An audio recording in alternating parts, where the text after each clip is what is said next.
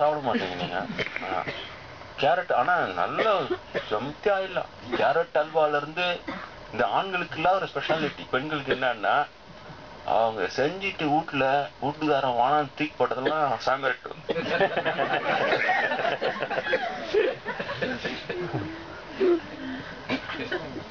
அத நல்லா டேஸ்டாவும் இருக்கும், இப்படியே இருக்கும் அப்படியே இருக்கும். டேஸ்டா இருந்தா போச்சு, எப்படி அப்படியே இருக்குதுன்னு தின்னவனும் அவங்க எதிர்க்க.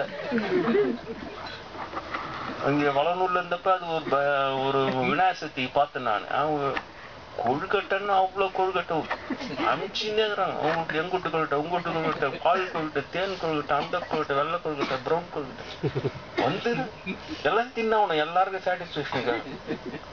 என்னடா இது பெரிய ஒப்பா போச்சு சொல்லிட்டு எல்லாத்தையும் தின்னு. ஒருத்தர் 4:30 மணிக்கு வந்தார் சைக்கிள்ல. அப்படியே காட்டு சீட்டு இருப்பாரு.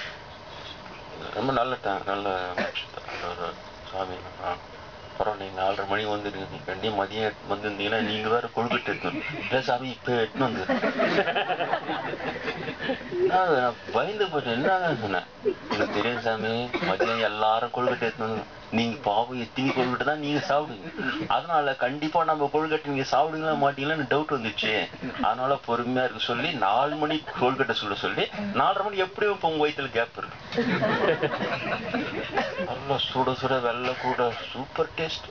அது எடுத்துன்னு கொடுத்து என் எதிர்க்கு நீங்க சாப்பிட்டுதான் ஆகணும். அப்படிதான் அப்போ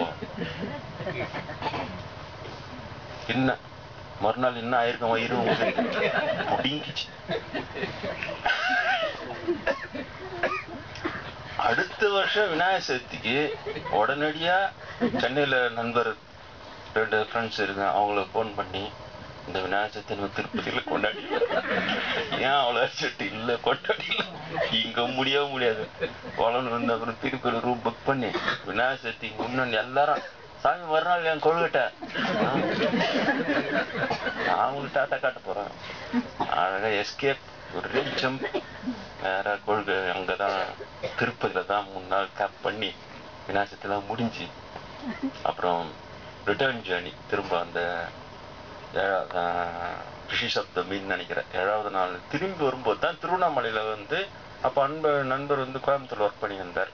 அவர் கூட கோயம்புத்தூருக்கு வரைக்கும் நான் டிக்கெட் எடுத்தேன். ஏதோ திருவண்ணாமலை கிராஸ் பண்ணும்போது எனக்கு தோணுச்சு, அங்கே இறங்கிட்டேன். நீங்க போயிட்டு வந்துடுங்க, நான் திருவண்ணாமலையில சாமி அப்படி வளனூர் போயிட்டேன் சொல்லிட்டு ஆரம்பிச்சுட்டு தனியா திருவண்ணாமலையில அன்னைக்கு காலையில தான் அண்ணாமலையார் வந்து மலையில இருந்து வெளியில வந்து நேரடியா தரிசனம் கொடுத்தது அன்னைக்குதான்.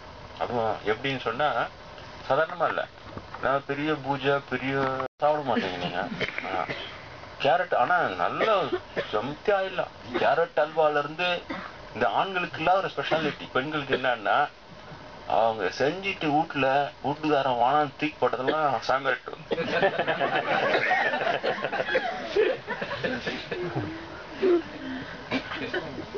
அத நல்லா டேஸ்டாவும் இருக்கும், இப்படியே இருக்கும் அப்படியே இருக்கும். டேஸ்டா இருந்தா போச்சு, எப்படி அப்படியே இருக்குதுன்னு தின்னவனும் அவங்க எதிர்க்க. அங்க வளனூர்ல இருந்தப்ப அது ஒரு விநாயகர் சதுர்த்தி பார்த்தேன் நான். அவங்க கொழுக்கட்டைன்னு அவ்வளவு கொழுக்கட்டை அமிச்சுன்னே இருக்கிறாங்க. அவங்களுக்கு எங்கூட்டு கொழுக்கட்டை, உங்கூட்டு கொழுக்கட்டை, பால் கொழுக்கட்டை, தேன் கொழுக்கட்டை, அந்த கொழுக்கட்டை, வெள்ளை கொழுக்கட்டை, ப்ரௌன் கொழுக்கட்டை வந்து எல்லாம் தின்னவனும் எல்லாருக்கும் சாட்டிஸ்பேக்ஷனுக்காக. என்னடா இது பெரிய ஒப்பா போச்சு சொல்லிட்டு எல்லாத்தையும் தின்னு.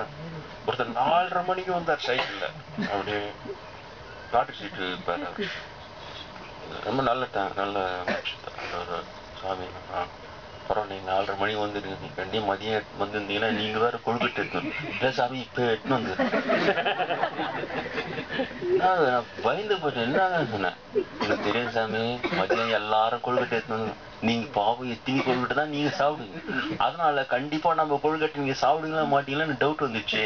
அதனால பொறுமையா இருக்கு சொல்லி 4 மணிக்கு கொழுக்கட்டை சொல்ல சொல்லி 4:30 மணி எப்படியும் இப்போ உங்க வயிற்றுல கேப் இருக்கு. நல்லா சுட சுட வெள்ளை கூட சூப்பர் டேஸ்ட். அது எடுத்துன்னு கொடுத்து என் எதிர்க்கு நீங்க சாப்பிட்டுதான் ஆகணும். அப்படிதான் அப்போ என்ன மறுநாள் என்ன ஆயிருக்கும், வயிறு முடிங்கிச்சு. அடுத்த வருஷம் விநாயகர் சதுர்த்திக்கு உடனடியா சென்னையில நண்பர் 2 ஃப்ரெண்ட்ஸ் இருக்காங்க, அவங்கள போன் பண்ணி இந்த விநாயகத்தை நம்ம திருப்பதியில கொண்டாடிடலாம். ஏன் அவ்வளவு அர்ஜென்ட்? இல்ல கொண்டாடிடலாம், இங்க முடியாது. வளர்ந்து வந்து அப்புறம் திருப்பதி ரூம் புக் பண்ணி விநாயகர் சதுர்த்திக்கு முன்னாடி எல்லாரும் சாமி மறுநாள் என் கொழுக்கட்டை, நான் உங்களுக்கு டாட்டா காட்ட போறேன். அழகா எஸ்கேப், ஒரே ஜம்ப் வேற கொள்கை. அங்கதான் திருப்பதியில தான் 3 நாள் கேப் பண்ணி விநாயகத்தெல்லாம் முடிஞ்சு அப்புறம் ரிட்டர்ன் ஜேர்னி திரும்ப அந்த